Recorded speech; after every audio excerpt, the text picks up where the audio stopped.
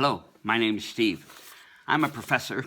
I'm probably a bit older than most of the people watching this video. I hope that's okay, because I think I have something that I can share with you and give you some advice about how to have a better day. Have you ever noticed how a baby can go to sleep anytime, anywhere, in any place? And the most amusing thing about that is almost in any position.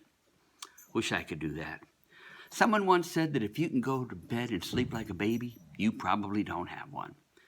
Somebody else said, I sleep like a baby. I wake up every 2 hours, hungry. Have you ever had trouble sleeping? A lot of people do. There are all sorts of medicines and over-the-counter remedies and other things on the market to help people get to sleep. I don't know, but I suspect that most people's sleeping problems aren't necessarily physical. Now, I know that there are a lot of people who do have physical reasons that keep them from sleeping, and I'm not here to diminish that at all. But I just don't think that most people that are having trouble sleeping is because of a physical problem.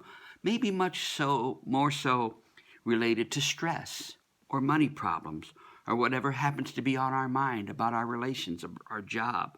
What is it that's keeping you from sleeping? Perhaps the reason that babies can simply lay down and go to sleep is they don't have anything to worry about. And I think if we didn't have that worry, we could sleep too. Did you know that rest and peace are considered a gift from God? In the Old Testament, sleep was something as a gift that was granted to those who trusted in God. In the book of Psalms, chapter 4, it says, I will lie down and sleep in peace. For you alone, O Lord, make me dwell in safety. In Proverbs chapter 3, it says, do you want to enjoy sweet sleep? Then put your confidence in God.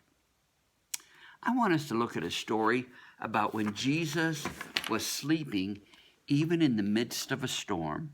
It's in the New Testament, the Gospel of Mark, chapter 4. It says, there was a day when Jesus said to his disciples, let us go over to the other side of the lake. And leaving the crowd behind, they took him along just as he was in the boat. There were also other boats with him. And while they were out there, a furious squall came up, and the waves broke over the boat, so that it was nearly swamped. Jesus was in the stern, sleeping on the cushion. The disciples woke him and said to him, Teacher, don't you even care that we are going to drown? Jesus got up. He rebuked the winds and said to the waves, Quiet, be still.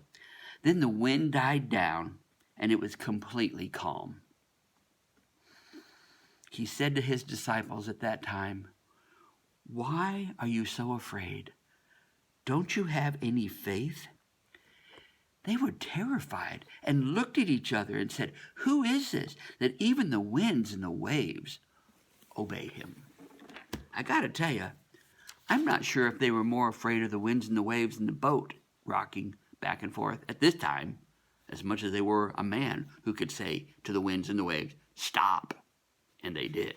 They looked at each other with amazement. But you see, what I really see here is that Jesus got on a boat even when the storm was starting. Even when he knew it was coming, he laid down in the front of the boat on a cushion and went to sleep. It's really the only time in all of the Bible that we know of Jesus showing his humanity in this way. He was just like you and I. He got tired, and when he did, he curled up in the front of this boat and went to sleep. But the other part of the story that I like, and I think it can relate to us, is when the disciples woke him up and said, Teacher, don't you even care that we're going to drown? I wonder if we do that. Do we say, God, why are you taking me through this storm of life? Why can't I have the peace and the satisfaction, the calm life that other people have? He calms the storm, and then he says, I can calm your life too. Remember, Jesus told them we were going to the other side. And regardless of the storms of life, your life is going to go on one day at a time until God calls you home. Do you toss and turn at night? Maybe. Well, some people count sheep, and I'm asking you today to count on the shepherd. Maybe it's Jesus saying to you, peace, be still. I tell you what, right now, I'm tired.